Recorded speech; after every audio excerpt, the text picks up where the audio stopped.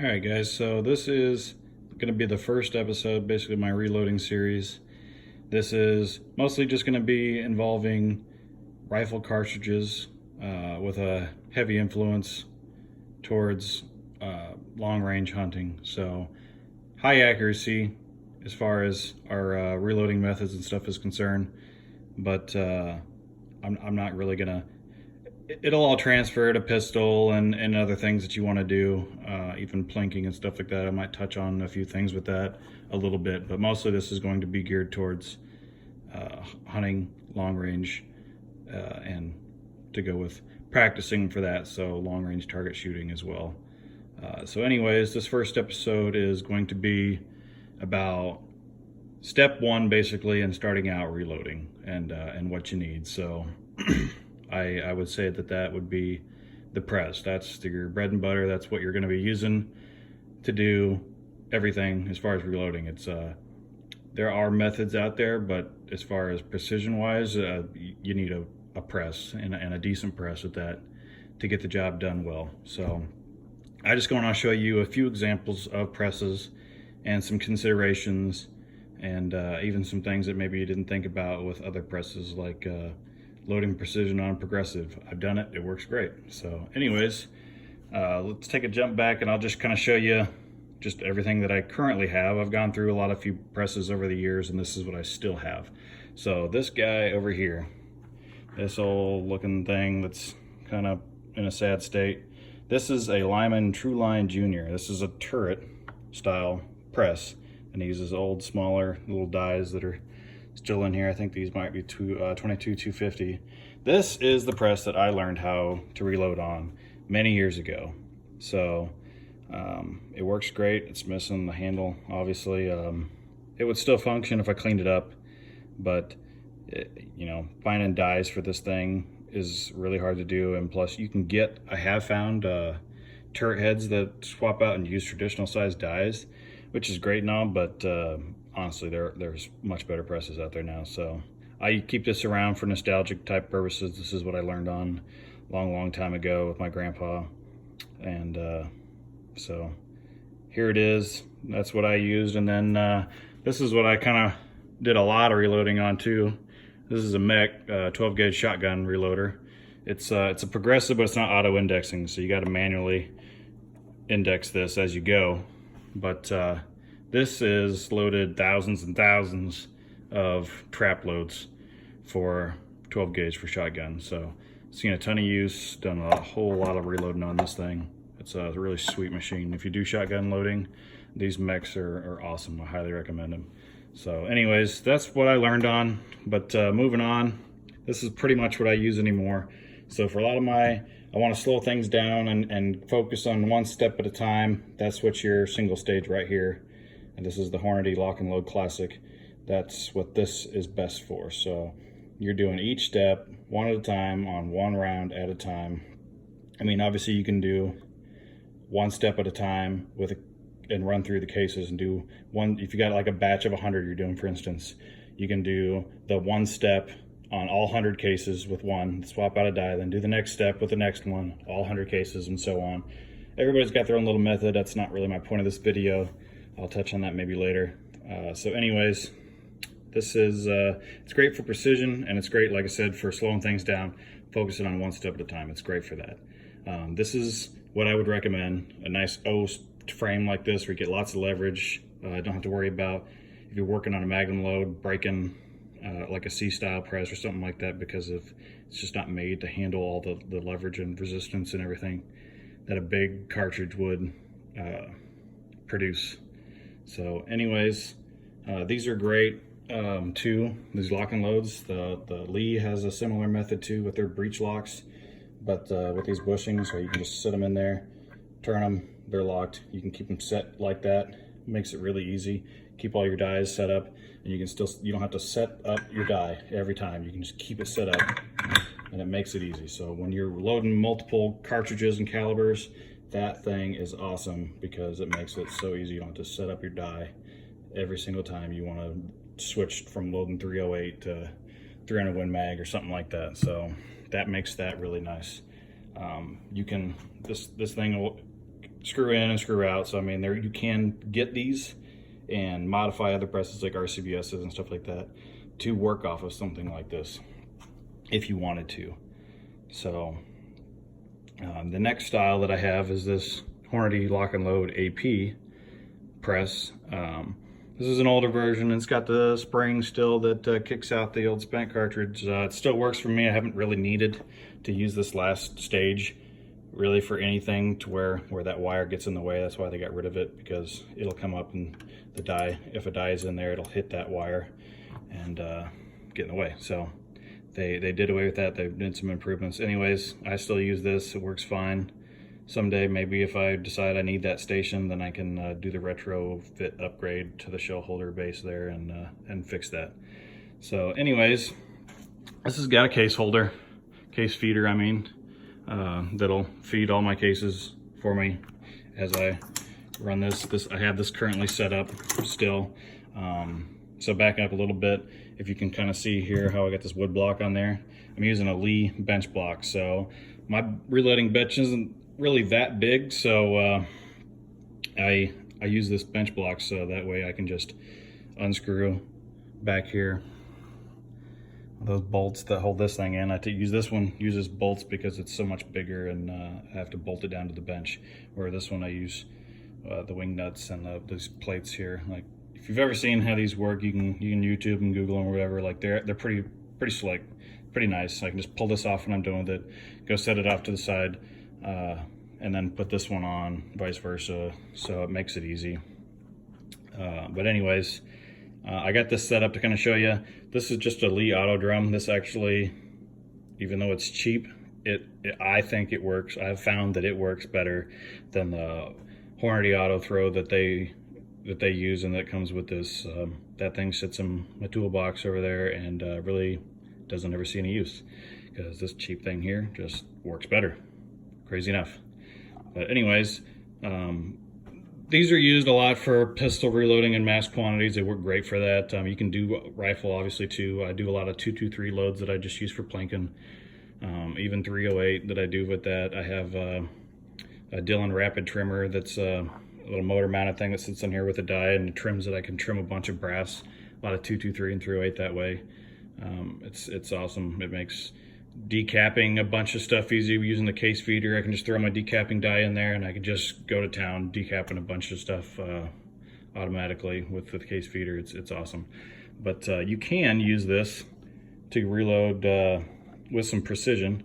I wouldn't recommend using a powder throw like this if you're loading actual precision rounds that you want a low standard deviation extreme spread. I mean, this particular one even is really accurate. It throws, you know, way better than you would think. It's almost spot on every time, but I still don't trust it for my precision, you know, high accuracy type rounds. So that being said, you can take this off. You can still use this press.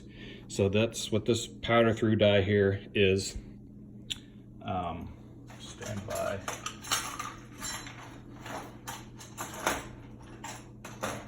Well, I guess I forgot to set there's a little adapter that screws in here anyways. It's a funnel adapter. This will work for now, but basically you just can put the funnel right in there.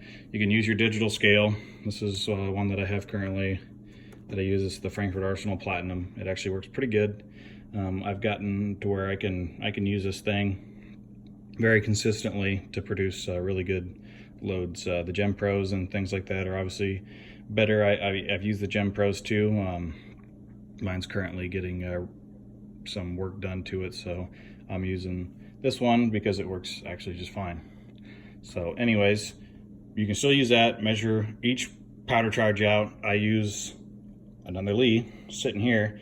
I set this thing up to throw me close, and then it's usually right on or really close. Weigh it on there, verify, trickle on there if I need to get it exactly right, and then bring the pan over. So I can show you that. Just bring the pan over, dump her in here when it's the case is ready for that one. Run it up, dump it in, come back down, move over, set your bullet in. This is the seating die, and then you would run right in there, seat the bullet, pour the next one in, and so on. So I mean, I've actually loaded up quite a few precision loads that I use my 195 grain TMK load for my 308.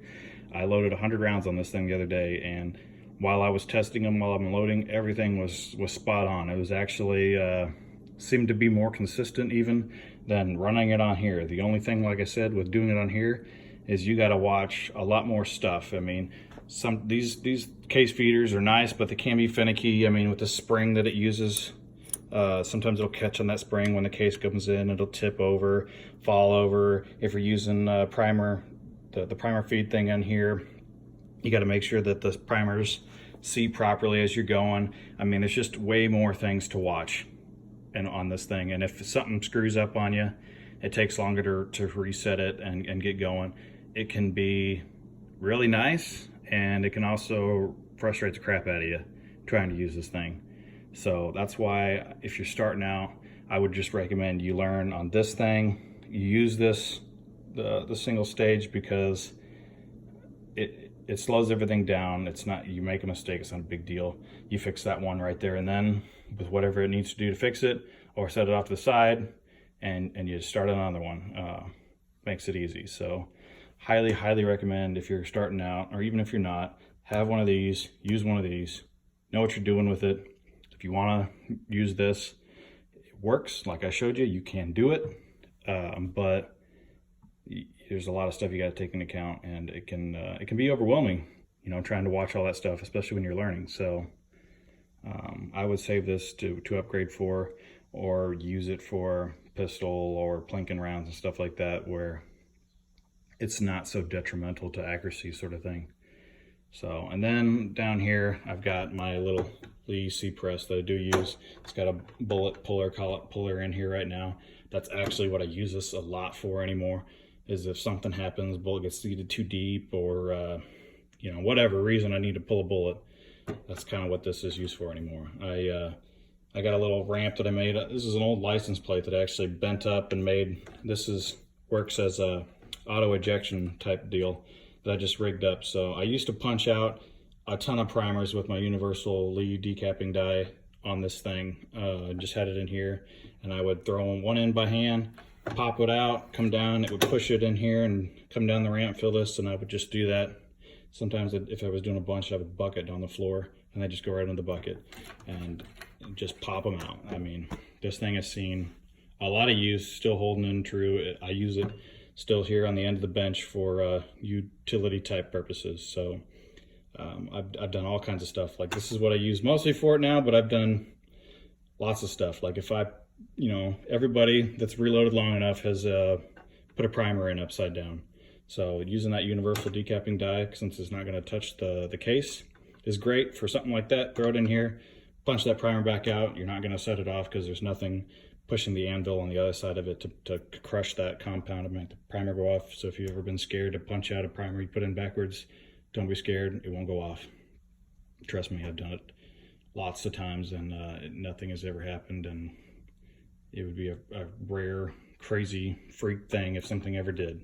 And if it did, you know, I'm always got something set up so that if it did happen, it wouldn't be a big deal. Safety glasses, that sort of thing. I mean, if it pops, it pops. A little firecracker here, it's not going to blow anything up. So anyways, enough on that. Video is kind of getting a little long. Hopefully you guys got the idea, the gist of what's what. I mean, I don't have a turret press other than this one. I did have a turret press for a long time. It was a Lyman, better than that one, but those are awesome as well. I mean, I pumped out 1,000 rounds at a time on that thing for 223 and stuff like that before. They can be done really quick. I got a video of my son when he was like, I don't know, 3 or 4, my oldest now.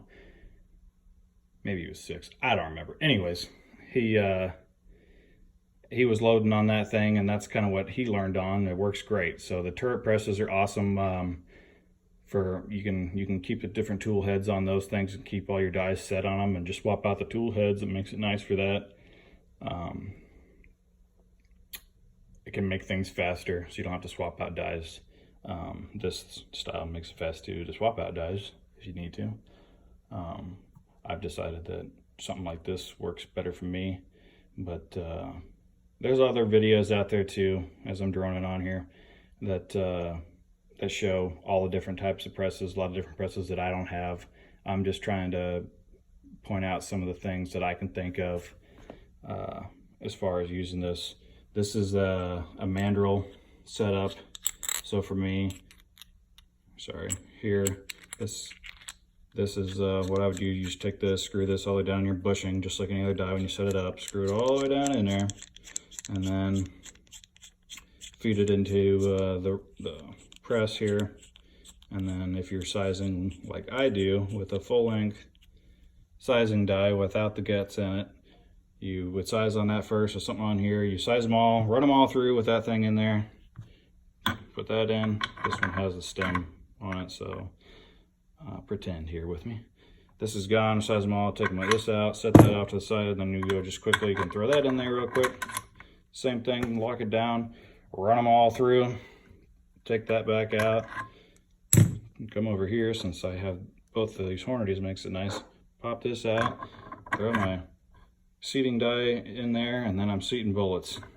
Makes it pretty quick, as you can see, as an example there of how you can run through all your stuff. So with a setup like that, the Lees have the same thing. They're a little cheaper, but I don't think the quality is really that much lower than this Hornady RCBS. The big ones, they're actually quite a bit nicer. I've got buddies that have them, and I've reloaded on those, and to be honest, I kind of like that better than this, but this works fine. So anyways, hopefully that helps you kind of make a decision on what type of press that you might want. I wish I had a better example of a turret here, because those are actually quite nice. So, but I don't. But like I said, there's other videos out there. Check them out. Hopefully this video helps you. So give me some feedback on it if you will. This is episode 1. I'll try to crank out the next one. I'm going to cover all the different tools that you might need and want, things that I have that I don't use anymore. So I'll try to give you some experience there, and try to set you up. There's kits out there that you can get that come with a lot of stuff, but then you can also just piece together other things that you want and then add to that. So that'll be the next one. Hopefully you'll look forward to that. All right then, thanks guys.